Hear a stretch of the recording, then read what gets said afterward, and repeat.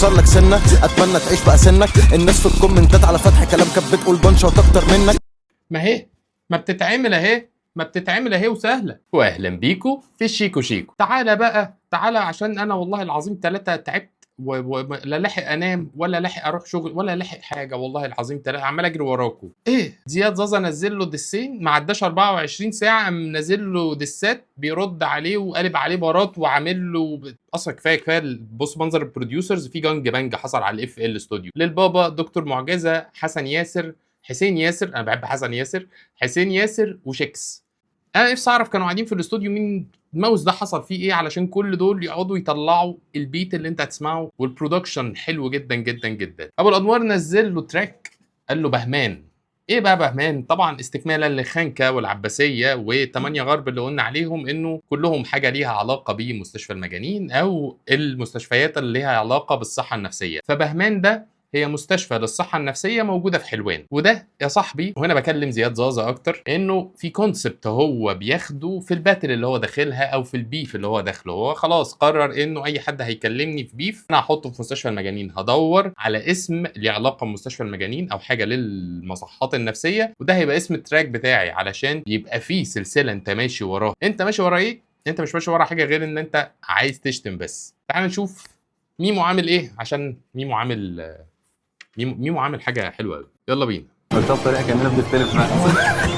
كتكوت ضعيف الجناح والدنيا كالعاده صوصوه، والمره دي حط له كتكوت ضعيف الجناح والدنيا غدرت بيه طبعا عشان فيوم ماشي تمام. يومك مش فايد بايت في الاستوديو، الفرق بيننا باين في النتايج. نزلت 2 واحد ما جاش والتاني خايب، بنعيش مجالكو قلتها لكو، خليته يعمل مزيكا اطول من 3 دقايق قولوا لي هايل. خليته يعمل مزيكا اطول من 3 دقايق قولوا لي هايل. ودي اول حاجه ابو الانوار فعلا عرف يعملها، ان زياد نزل تراكات اطول من 3 دقايق من ساعه ما عرفنا زياد زازا تقريبا كل التراكات قصيره كوميرشال يعني منه. والفرق بيننا في النتائج نزلت 2 واحد ما جاش وده حقيقي، والتاني خايب، يعني التاني في النص منه ما قالكش ما جاش قال لك خايب. الفازا فاكر انها بكترة الدسات، فازا ما قالش بانشن على بعضهم في التراك، فازا جهله خلى شكله اوحش من معظم مشاكله، فازا في التراكين جاي يفتح الرش يا اسطى ده مش ده حقيقي. زازا في التراكين جاي يفتح حرش يا اسطى ده مش راب. والله العظيم بقى زازا كان غريب بيتخيل ابو الانوار في اوضاع انا مش مش فاهمها ومش فاهم ميوله رايحه لايه. تمام حلو، بس لحد دلوقتي ميمو لسه ما عورش. ميمو بالنسبه لي بادئ اهدى بكتير من 8 غرب، فمستني يلا. راب ولا سكيلز ولا تراب ولا باتلز ولا كلام ولا دريل، كده نمل كده نقل كده ننام. وازاي انت من سني كنت يا اسطى احترم سنك وما تقولش اورا تاني قالك كبيرك يزعل منك. نبتدي نعور اهو، خدنا ويجز في طريقنا ماشي تمام، علشان يقول له انت ما عندكش سكيلز عملها بسكيلز. قال له ولا سكيلز ولا تراب ولا باتلز ولا كلام ولا دريل، كده نمل كده نقل كده ننام. هو بيقول لك ما عندكش سكيلز، بس ما ينفعش يقول لك ما عندكش سكيلز من غير ما يوريك سكيلز. فاهم يا زوز بتتلعب ازاي؟ هي بتتلعب كده يا صاحبي، علشان في الدسات احنا مش مستنيين تراك حلو، احنا مستنيين سكيلات حلوه. استني اشوف سكيلز الرابر ده واقف قدام الرابر التاني ده هيقول له ايه وهيقولها له ازاي، والاهم هيقولها له ازاي. كلها معاها داتا، بس ازاي هتوظف الداتا دي؟ وبعد كده قام ساحب ويجز في ايده قال له ما تقولش اورا تاني قال لك كبيرك يزعل منك. ايه بقول لك انها على ويجز علشان اورا بتاع مروان بابلو، فما تقولش اورا تاني علشان ويجز بس ما يجننش. مدير فجبته زيت ما كان احسن لك انت ريت. من صاحبك المقنع يا اسطى ده مش صوت توليت. من صاحبك المقنع ده يا اسطى مش صوت توليت. مين المقنع اللي طلع لنا ده؟ طبعا هنا بيديسريسبكت يعني ترك، انه هو مين ده مش توليت احنا مش عارفينه. ايه ده؟ قلت لك ما تحطش نفسك، حطيت نفسك غلط يا ترك انت والله. هو انت شايل منك من ابويا ظابط ولا عشان ابوك ما كانش ظابط الاداء عندك في البيت؟ ابتدى يعور اهو، ابتدى يعور. هو انت شايل منك من ابويا ظابط ولا عشان ابوك ما كانش ظابط الاداء في البيت؟ 60 جنيه التراك بتاع 60 جنيه اللي اتعمل فيلم، اتفرج عليها تعرف. كنت سلمت نفسك يا زوز بالحوار ده. يشوفك كل يوم في حته يصبحك بعلقه، ما كده ابوك والصنص في بينهم حاجات مشابهه. يشوفك كل يوم في حته يصبحك بعلقه، ما كده ابوك والصنص في بينهم حاجات مشابهه. بص هو شتمك من غير ما يقل ادب، الاتنين بيصبحوك بعلقه، اذا ابوك هو الصنص والصنص هو ابوك. فاهم لعبها ازاي؟ بسهوله واضحه بس فيها سكلايه. فابوس ايديكم بقى خلاص، تعالوا نخرج بقى من حته البيت وماما وبابا والاخوات، خلوها راجل لراجل كده وقفوا قصاد بعض وبتاع، يعني هزقوا بعض زي ما انتوا عايزين، بس تعالوا بقى نشيل بقى البيت واهالينا من الموضوع علشان بواخت. لو ناويين تكملوا والنبي كملوا من غير بابا وماما الله يخليكم، يعني تشيل الاب والام على جنب، وعلشان برضو موضوع الاخوات اللي ابو الانوار قاله ده فزياد رد عليه، هنجيلها واحنا ماشيين في الطريق، بس اعمل لايك ما تنساش. ويعني كفايه بقى بيوت، الله يبارك لكم. اعمل لايك يلا، انا ما قلتهاش في الوسط، اعمل لايك بجد ما بهزرش. يلا فطلع بيتي وبيتك من القصه بدل ما اقول كمان والله ربي اعلم اعرف عنك ايه هتشوف قدام، اصل انت عندك اخت فالمره دي انا همسك اللسان، وامي سيرتها لو جت تاني تبقى جبت لاختك وامك الكلام هكسر لك طلع بيتي وبيتك من القصه بدل ما اقول طلعوا بيوتكم فعلا يا جماعه والله من الموضوع. يعني برافو ابو الانوار انك بادرت تطلع بيتي وبيتك من القصه دي بدل ما اقول كمان، عشان قال لك مش عارف هقول لك ايه قدام، اصل انت عندك اخت فالمره دي همسك اللسان. هنا هو داتا غلط، دخلنا بقى في اخت. فزياد بص قام منزل له ايه بقى في الدس ده اللي احنا عندنا اخت واحنا ما نعرفش اخت بنت. انا بقى عشان اخت. بترشد عندنا في المنطقه. ايوه والله صدق ال8 دقايق دول. انا حوار السؤال اختك ده. ده لازم اعرفه، يعني هو يا اما يجيبها لنا يا اما يشوف مين اللي ادالهم معلومه بنت الجيجي الجيجي بص يا الجيجي بص الجيجي يا سيس هأذيك. سيس هأذيك يا سيس. اللي هيجيب صورة اختي هشتمها قبله. فقال لك لو حد شتم اختي هشتمها قبله. طلع ما عندوش اخت اصلا، فجالك فيك داتا من جوه البيت ملهاش لازمه بقى، خلاص خرجونا من البيت. تعالى في اللي جاي بقى، تعال بقى بص يا زياد بتتعمل ازاي، بص يا صاحبي. اكسر لك سنه اتمنى تعيش بقى سنك، الناس في الكومنتات على فتح كلام كانت بتقول بنشه وتكتر منك، هل تنكر انك متمزج منك وعايز تفضل الطشلك شكله مزوخي وهيتعبنا. شفت يا صاحبي بتتبني ازاي يا صاحبي، شفت السكيلات يا صاحبي، ما هو ده اللي انا مستنيه في بيف.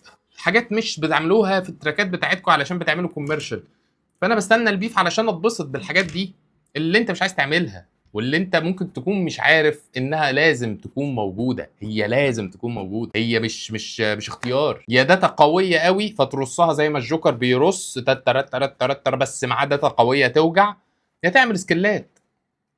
لكن لا دي ولا دي، معقوله؟ يخرب بيتكم عرتونا دس ده ولا شباب على ناصيه وبيرازونا مع دس ده ولا شباب على ناصيه بيرازونا، ده حقيقي. يعني الموضوع خرج بره الراب، ما بين يعني اللي تركي نزله واللي زياد نزله ما لهمش علاقه بالدسات القويه. انا عايز اقول لك ان انا النهارده الصبح اتفرجت على ام سي هوك وهو بيدس ام سي امين، وسمعت رد ام سي امين، وكنت قاعد بقول لا اله الا الله يا رب، احنا ايه اللي وصلنا اللي بيحصل دلوقتي ده؟ ما كنا كويسين. انك ماشي في كل حته تقول انا اسمي فوز، الصحفيين ما كانوش عارفين اسمك في مهرجان الجونه.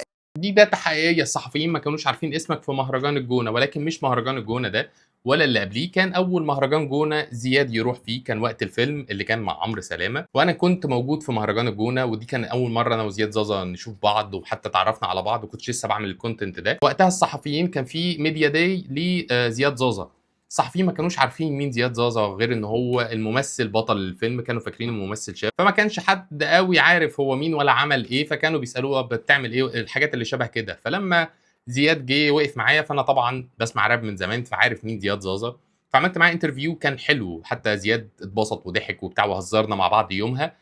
فالصحفيين بعد كده عرفوا زياد زازا من خلال الانترفيو ده، عرفوا ان هم كانوا مقصرين، هم وقتها ما كانوش مذاكرين بس مين زياد زازا، بس ده حقيقيه. فجمع يا اسطى فليكس فازا في اوضه وهيدسوني، افشل ناس بتكتب راب ساعدهم يا بسيوني. سحب دلوقتي فليكس في الموضوع، جالك وقتك يا فليكس تقدر تنزل. انا بحب فليكس جدا ومستنيه يشارك في البيف ده، يعني هتبسط قوي لان فليكس عنده سكيلز في الكتابه مرعبه، فيقدر يقول حاجه. فجمع يا اسطى فليكس فازا في اوضه وهيدسوني، افشل الناس بتكتب راب ساعدهم يا بسيوني. يعني طبعا ريسبكت البسيوني جدا، بس فكره انه يقول له ساعدهم يا بسيوني، بسيوني مش اقوى ليريكال موجود في مصر يعني علشان يساعدهم، بالعكس هو بسيوني في اللايلو منه، فبيقول له ساعدهم يا بسيوني. فاهم اصلا مختار لهم مين يساعدهم. ازاي في ناس لسه بتدافع عنك، ناس غبيه المره الجايه هيحط في اغنيته ايه قرانيه، ما انتوا سكتوا مره هيشتم ابوه الجايه سته، انا بطولي مش لازم تكتفوه عشان اهدته، انا مدرس قلعوه ام الجزمه عشان همته، كل مره انزل وهدف يالا محمد ناجي جد. انا بدي عرفت سهله ازاي يا زوز، عرفت سهله وصعبه ازاي، عرفت احنا بنحب ايه. ما انت لازم تعمل لنا اللي بنحبه، ليه؟ علشان ده بيف، احنا اللي واقفين بنسقف وبنشجع، فاحنا لازم نقول بص عملها ازاي، بص الصايع، بص الجامد، بص السكلات فين انت من ده؟ ما انتوا سكتوا مره يشتم ابوه والجايه سته، وانا بطولي مش لازم تكتفوه عشان اهدته، انا مدرس قلعوه ام الجزمه عشان همده، كل مره انزل وهدف محمد ناجي جده. اهي اهي صحيح اهي اهي. انت اللي عملته ده يا صاحبي. انا حاولت ازق في الفيديو اللي فات على قد ما اقدر والله علشان البيف يكمل، بس يعني ماشي. هجيلك عشان انت عملت حاجه زعلتني قوي. هجيلك عشان لو فان غلبان وما بتركز فوزة دافع للتيك توكرز علشان يتجاهلوا الدس، بدل ما تدفع للتيك توكرز كان اولى الموزعين والمخرجين كنت تحاسبهم وتكون سبب في رزق. يعني يعني انا ما بقتش فاهم هو مين فيكم اللي دافع لايه؟ ابو انوار دافع للجان ولا زياد اللي دافع للتيك توكرز؟ ولو انتوا الاثنين دافعين للناس انتوا بتدفعوليش ليه؟ انا مش فاهم. هو انا قاعد هنا الله فاتحها سبيل كل دير انا بتدفعوا فلوس الله. بس اعملوا دسات حلوه زي كده هتبسط انا. يلا عشان احنا في سويتشايه. يعني مش دس يا اسطى، ده في السياسه، ده انا لسه دوس وبالجامد. ما بنسمعكش لا منطقكش والناس معاك دي بتجامل، ومحدش يقدر يستحمل اي تراك ليك بالكامل. ايه ياض الفلو ده؟ ايه الفلو ده؟ ودي سهل اعمل زيك ابوك وامك عيلتك بالكامل. طب امك طب خالتك طب عمة خالة عمك، انا عمك يا مهلس اتقل ودي لسه هتتغمق. خرجونا بقى من والنبي خرجونا من الام. هي حلوه بس خرجوني منها. قال له انا ممكن اعمل زيك. طب امك طب خالتك طب عمة خالة عمك. الست دي مين اصلا؟ عمة خالة عمك.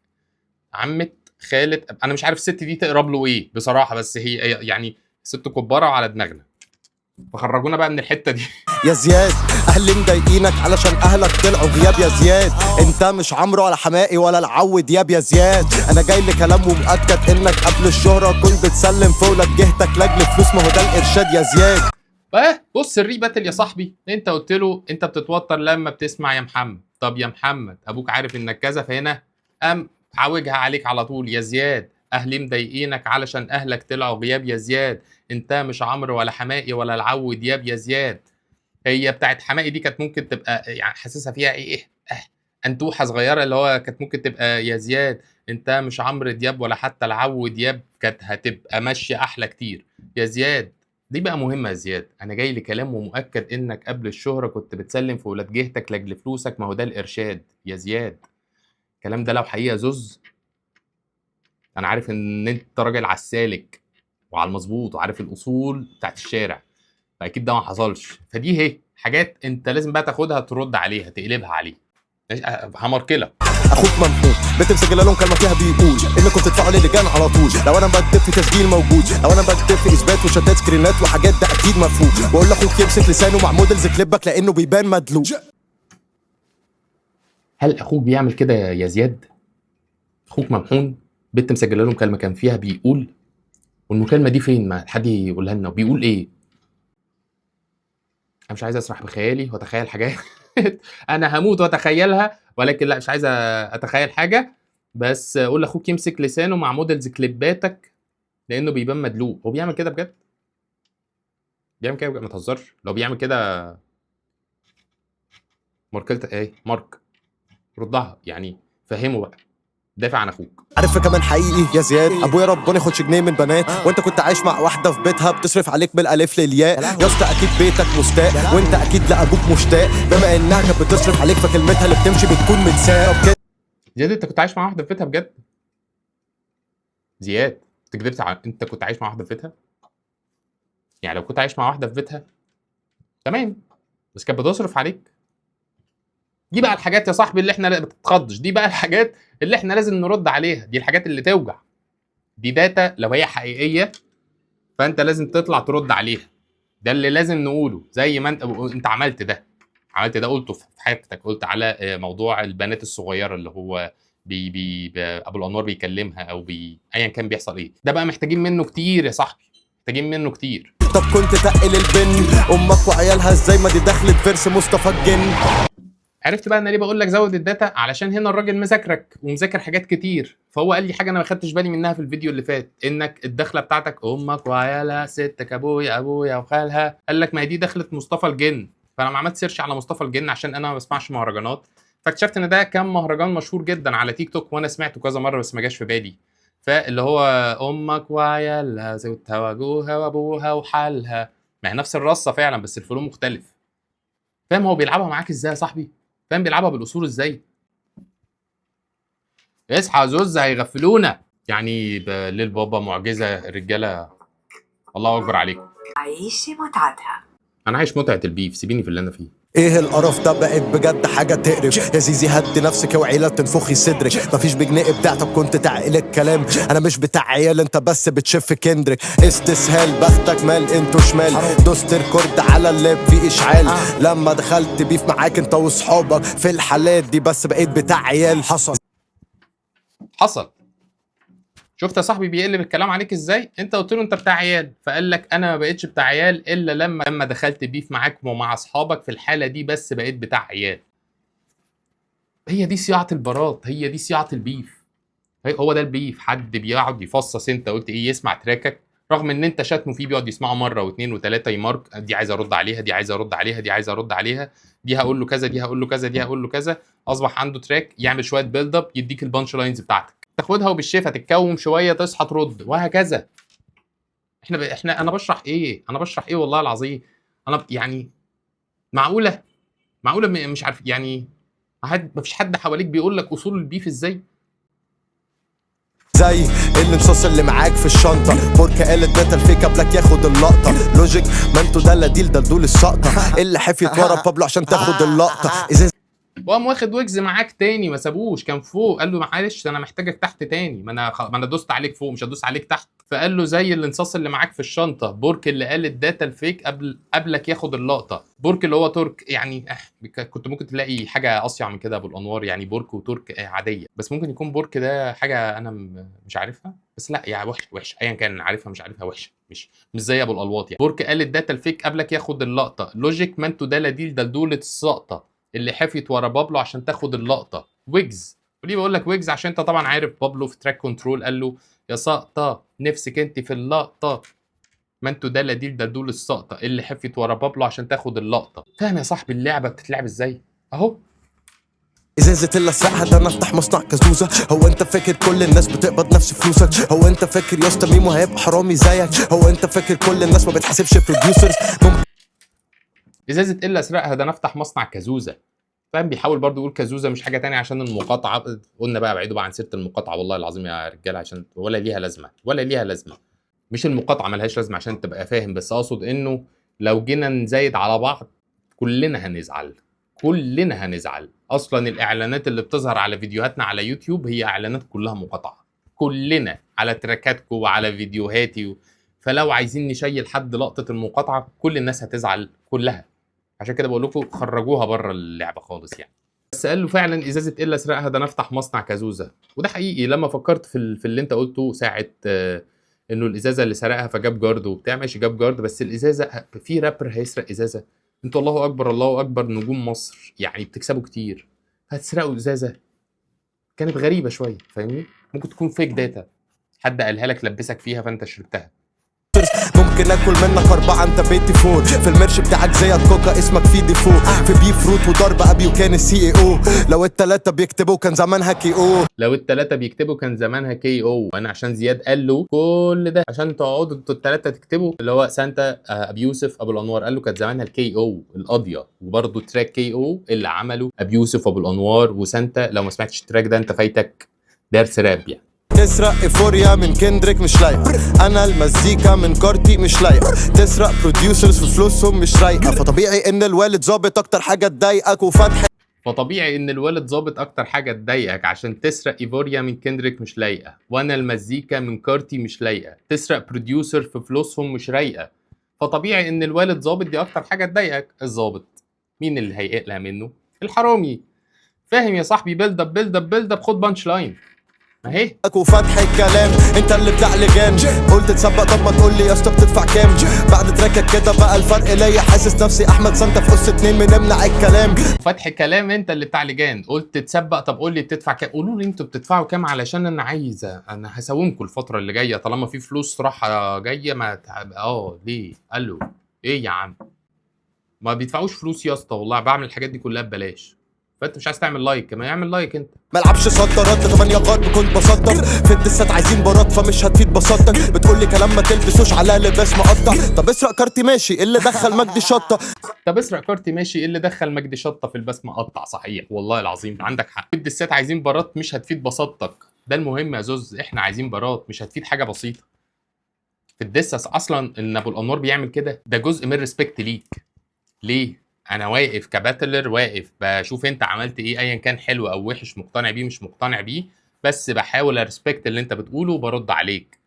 ده جزء من اللعبه، فجزء من ان ده بيحصل دليل ريسبكت ليك جدا. انت مش لعبها ريسبكت، انت لعبها هزار، وهي اصولها مش كده. هي اصولها اتنين واقفين قصاد بعض محترمين بعض، عندهم ريسبكت لفن بعض، بيدسوا بعض بالفن ده، بعد ما يخلصوا يقولوا جود جيم جي جي انت اللي كسبت، والتاني يقول له تمام ومع السلامه، ويخرجوا حاضنين بعض والدنيا في اللذيذ. راب جيم يا صاحبي، دي اصولها.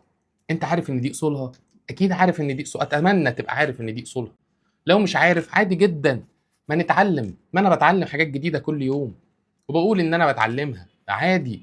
اقعد واتقل على دسايه يا عم اسبوع، اتفرج على كل حلقات راب اور داي، اتفرج على الباتل بتاعت فرغلي ووزاره، اتفرج على الباتلز اللي ما بين نادر سنس ويوسف جابر، اتفرج على باتلات كتير، شوف الرجاله لعبها ازاي. ومش عيب والله، والله ما تقليل منك، هو مش عيب، ممكن تكون مش حتتك عادي. انا مش شاطر في الحته دي، ما اروح اتعلمها عشان انا مزنوق فيها دلوقتي، يا اما انسحب منها. انت لابس سيلفي بس مش فارل، وبتتكلم في المقاطعه ليه وانت بتقبض من شيل 6 ايام. لو اتكلمنا عن المقاطعه كلنا هنزعل، اسكيبوا بقى الحته دي في اللي جايه، الله يبارك لكم. 6 ايام بتكتب عني ايه، فاكرني فيلم؟ تبعت بوركو وبنجو بيدسوني من الغل. انا تبعت بوركو وبينجو بيدسوني من الغل. بورك اللي هو ترك، وبينجو اللي هو كينجو، وادي كينجو كمان سيرته جت في الموضوع. انا شارب قهوه مونو من يا اسطى المونوريل، جديد بس بتتركب وانت فاهم وانا فهمت القصه. انا شارب قهوه مونو، اما انت يا اسطى مونوريل، جديد بس بتتركب وانت فاهم وانا فهمت. فهمت يا صاحبي؟ فاهم الراجل بيلعبك ازاي؟ لازم تردها كده. قصة جاية حقيقية وفي ناس كتير شاهدين. بعد علقة المعادي جاله حفلة هناك، جوه نفسه عارف انه مش راجع سليم، فكان الحل حد من المعادي يروح معاه. فهنا هيبتدي يحكي قصة حقيقية، ووراها على طول حصل فاكت زياد زازا بعد العلقة او بعد الخناقة اللي حصلت في المعادي بينه وبين حسين، جاله حفلة في المعادي، فقال انا مش هينفع اروح هناك، فهيعمل ايه؟ ده اللي هنعرفه. اتكلم عن لوكا قال له الحقني عندي حفله، خايف السونس يقفش فيا يا اسطى الناس دي كافره. لوكا عشان متقدر ومظبوط جوه المعادي، بعت له ناس من العرب دخلوه وخرجوه في غفله. اتكلم علي لوكا، وهنا طبعا ريسبكت لاخويا وصاحبي علي لوكا، اعرفه من قبل بقى الدوشه دي كلها، يعني بينا عيش وملح وذكريات، حاجه بره الراب خالص خالص. فكلم علي لوكا قال له الحقني نزل عندي حفله، خايف السونس يقفش فيا يا اسطى الناس دي كافره. لوكا عشان متقدر ومظبوط جوه المعادي، وده حقيقي. علي لوكا سيبك من انه فنان وجامد وبتاع والبونيت، يعني سيبك من الحاجات دي كلها. علي لوكا قبضاي في المعادي، يعني علي لوكا ليه رجالته في حدائق المعادي، والمعادي بيسد شوارع ويقفل شوارع يعني شبح من الاشباح، مش بس كلام على الفاضي يعني بيقولوا بيعمل. فاثبت ليكم انه بجد واطي وبيبيع صاحبه، قطع مع علي لوكا بعد ما خد منه مصلحته. اثبت ليكم ان بجد واطي وبيبيع صاحبه، قطع مع لوكا بعد ما خد منه مصلحته. وهنا بيأكد على اللي رماه عليك في بار عبد العاطي، فهنا قال لك كمان ان انت قطعت مع لوكا بعد ما خدت مصلحتك. انا ما اعرفش هو قطع مع لوكا ولا لا، يعني تقدر ترد انت بقى يا زياد، لو انت ولوكا اصحاب فتروح عنده الاستوديو تاخد سيلفي، انت كده خلاص حطيت البار في مقتل. انت مش محتاج ادسك، انت عايز ثيرابي. الاخ عنده ازمه في الهويه الجنسيه. عشان انت كنت عايز تشوفه في حاجات غريبه، شفت؟ خلى عندك ازمه في الهويه السربنتيه. محمد فتح دماغك ولا القسطنطينيه، ما قلتش كلمه فيك عليك ما تمثلش الضحيه، ما تقلتش ايديك من انتم عيال طريه. ازاي مثلت في يانجو صاحبتك فلسطينيه؟ ازاي مثلت في يانجو صاحبتك فلسطينيه؟ شفت المقاطعه بقى؟ هنتكلم عن مقاطعات، هيقول لك على يانجو وهيقول لك على تشيل، وانت هتقول له على، هنزايد على بعض في حاجه كلنا هنزعل من بعض، كلنا مقصرين فيها. بعدوا عن ده، بعدوا عن ده عشان كله هيزعل. بص يا اسطى، انا عارف كده كده ان انت ما بتعرفش تعمل حاجه اوريجينال، فدايما بترجع لمرجع، يعني دايما في كارتي، دايما مثلا في دخلت بيف فبتحاول تشوف اخر بيف حصل في السين، فكندريك، فعملت 5 تراكات عشان تنزلهم ورا بعض. بس يا اسطى ده كندريك يا اسطى، ده بيعرف يراب يا اسطى، انت حاجه تعرف. بص هو المفروض كمان تريباتل، اشرح لك يعني ايه ريباتل عشان عارف انك مش فاهم. المفروض ترد على الحاجات اللي انا قاعد اقول لك عليها، فاهم؟ المفروض يعني تعكسها، ما تنزلش تراكات انت عاملها بتشتمني زي الاهبل من غير ما يبقى فيها اي محتوى غير شتايم. امشي انا قاعد بشرح لك اصلا مش هنتكلم عن، هقول لك رايي في الموضوع كله في ابو الانوار، بس تعالى عشان زياد رد نزل تراك بعد ابو الانوار على طول، ويا ريته ما نزله، يعني حسبي الله ونعم الوكيل في اللي سايق دماغه الفتره دي. وهو نزل تراك، ده مش دس، انا ما قطع لساني لو قلت على اللي احنا هنسمعه ده دس، ده مش دس ولا ده مش حاجه. عاجبها الاداء، عاجبها الشقاوة، طريقة الكلام، فخامة والهداوة، عاجبها البعبع، عاجبها كل حاجة. هي مين يا صاحبي؟ مين اللي دخلت وسطنا فجأة؟ هو بيف ما بينك وبينه؟ مين اللي عاجبها الكلام وعاجبها الشقاوة وعاجبها البعبع وعاجبها اني تساؤل؟ مين دي يا صاحبي؟ مين يعني؟ ما كنت استنيت عليها شوية. مين دي؟ عاجبها اني تساؤل بس في الشياكة، عاجبها اني مقصر مش من هنا من هناك، عاجبها اني حرامي قلوب نساء. عاجبها اني حرامي قلوب نساء؟ ايه يا زوز؟ لا ياد، لا والله غلط، والله العظيم 3 غلط. دي فترة بيف وانت واحد من اللي موجودين في البيف. لو ده تراك ما تنزلوش، ما ينفع والله مقصولها. اميزك واتقل اميزك، من عيني هاجزك، جنب زميلك اجلسك، انا اللي انك. ما ده الفلو كنت انت عامله في اي زد، يعني هو شبه الفلوهات بتاع اي زد. ده تراك كان ممكن يبقى حلو بس مش في التوقيت ده. كان ممكن يبقى ننزله اول السنة كنا هنتبسط بيه وهنقول تمام، لكن دلوقتي هيتاخد عليك. انت بتعمل ايه يا زياد بجد؟ مين اللي قايل لك ان كده ده الصح؟ ده غلط، ده عمال يخسرك كتير قوي. احنا من المنطقة، انتوا منين يا بلا منطقة؟ صوتي يا صفرة، انتي قفشة الشاردة، انت عروسة الجديدة وانت بتحب كده. نفس الداتا قلت ده في التراكات اللي فاتت. انت بتحب كده، تغلط اديك وجزة، بطل السنة كده. بس انا مش هكمل عشان انا بحب زياد زازا، ومتضايق ان ده اللي بيحصل منه في البيف ده. يعني انا بحب زياد زازا كتراكات وككوميرشال وكارتست. الراجل ده دماغه حلوه ومختلفه، بس كبيف في حاجه غلط. في حد قايل له حاجه غلط عن الموضوع ده. والله يا صاحبي ما صح، والله انا مش عايز غير مصلحه الراب ومصلحه الناس الموهوبه. انت شخص موهوب، اللي بيحصل ده غلط، اللي بيحصل ده غلط. اما ابو الانوار فرق كبير قوي قوي. انت اصلا دخلت بيف مع حد في بينك وبينه فرق كبير في الراب، يعني كباتلر وكباتلز راب ابو الانوار فوق جدا. انت لسه بتقول يا هادي ده اول بيف ليك. اما كتراكات عادي، انت ممكن تعمل تراكي فايرال اكتر، ابو الانوار يعمل تراكي فايرال ما يقع منك تراك، هو يقع منه تراك عادي. ده سباق التراكات ده عادي. اما في الباتلات يعني انا زعلان. ما كنتش اتمنى ده يكون اداء زياد زازا، كنت متوقع اكتر من كده. زي ما قلت لك صاحبي، عادي نذاكرها، عادي والله العظيم نذاكرها علشان نعرف نسد قدام الراجل ده اللي بيديك ريسبكت بالمناسبه، انه مازال معاك في البيف وانه بيرد على كلامك حتى لو هي فيك داتا بالنسبه له، بس هو بيرد عليها فبيديك جزء من الريسبكت. هو ده جزء من اللعبه، الريسبكت، ان انا بريسبكت الخصم بتاعي ايا كان هو بيعمل ايه وايا كان اسلوبه ايه، انا بريسبكته. ده اللي انت هتقوله تمام، انا هاخده وهرد عليك. فانت كمان لازم تريسبكت الخصم بتاعك وتريسبكت جمهور الراب وتعمل راب، اعمل راب صح، لان البيف يعني راب. فاهمني؟ اتمنى محدش يبقى متضايق مني. بالنسبه لي البيف لحد دلوقتي ابو الانوار كسبان، ابو الانوار كسبان. ما اعتقدش في 2 بيحبوا الراب يقدروا يختلفوا في البيف ده على ده. ممكن في بيفات تانية ناس قالت والله دراجون هيل هو اللي كسب، والله ابي هو اللي كسب، والله ام سي هوك اللي كسب، لا ده ام سي امين. في حاجات كنا عارفين نختلف فيها. المره دي ما اعتقدش في جمهور حد فاهم راب بيحب راب هيختلف انه ابو الانوار لحد دلوقتي كسبان وكسبان قوي. في انتظار رد زياد زازا. يعني 10 رجاله والله فتره ازدهار للسين، فوقتونا. وبعيدا بقى عن كل اللي قلناه ده، شكرا ليكم انتوا الاثنين على ان انتم مفوقين الدنيا، وان الراب سين شغال، وان الصفحات كلها بتاكل عيش الفتره دي، وانا كمان باكل عيش، والريتش عندي بيزيد، وناس تعرفني اكتر، فكلها مستفيده. يعني كلها في وقت البيفات بتعرف تستفيد. فشكرا ليكم، انتوا بتساعدوا ان انا اتشهر، ودي حاجه كويسه. وبشكركم وبشكر كل الناس اللي بتعمل كومنتات، واللي بقت مصدقه فيا، واللي بقت شايفه انه المحتوى ده محتوى مختلف عن اللي موجود شويه. مش مهتم خالص اكون اهم واحد، عشان بس الجمله دي بتتقال كتير. مش مهتم خالص اكون اهم واحد، انا مهتم اكون شيكو بس. انت بتيجي تسمع شيكو او تتفرج على شيكو علشان في حاجه معينه انت عايز تسمعها مني. في ناس تانية ممكن تكون اشطر مني بكتير، وده اكيد، ده في الدنيا مفيش حد بيبقى شاطر في المطلق. بس اهم حاجه ابقى مختلف وعندي حاجه حقيقيه بتاعتي. بحبك جدا يا صاحبي لو وصلت للحته دي في الفيديو زي ما اتعودنا بقى.